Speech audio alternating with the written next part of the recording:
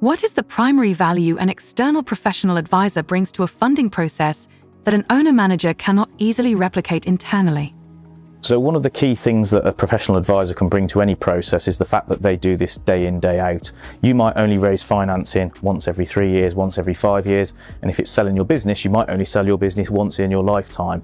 A professional advisor will see this day in, day out, and therefore be up to date with the most common trends in the market and what's going on, also where pricing sits and what is motivating the individual funders, and therefore be able to position your business best for optimal outcomes.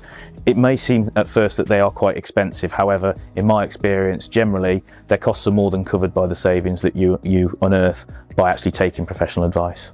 In an era of higher borrowing costs, with base rate at 4%, how is the justification for professional advice strengthened for owner-managers? We've been through a period of historic lows in terms of interest rates. With that, it's been very easy to go to a bank and get interest rates at a historic low.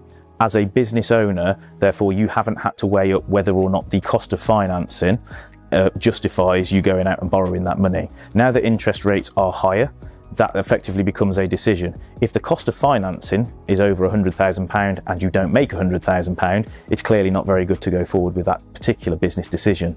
It then becomes easier to justify getting professional advice as to whether or not the cost of finance justifies the project that you're looking to undertake, and therefore, it becomes easier to go and get professional advice for that particular situation.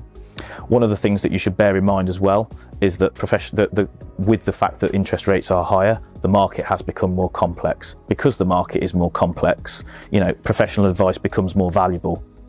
Beyond securing better terms, how does a professional advisor's objective perspective help an owner-manager avoid costly, long-term mistakes in deal structuring? So the first thing your professional advisor should ask you is what it is that you want to achieve. A capital advisor will help you optimize your weighted average cost of capital. That means getting the right level of cost for the risk that you are taking on. But they will also ask you why you're taking that risk on and what it is how that meets your personal objectives. In terms of a corporate finance advisor, they are helping you swap a long-term annuity, as in the revenue that you get from your business that you can dividend out, for a lump sum amount of cash. And when you are making that decision, you need to decide whether that's right for your life circumstances. So the first thing that an advisor should be doing is checking your personal objectives against what you are actually trying to achieve.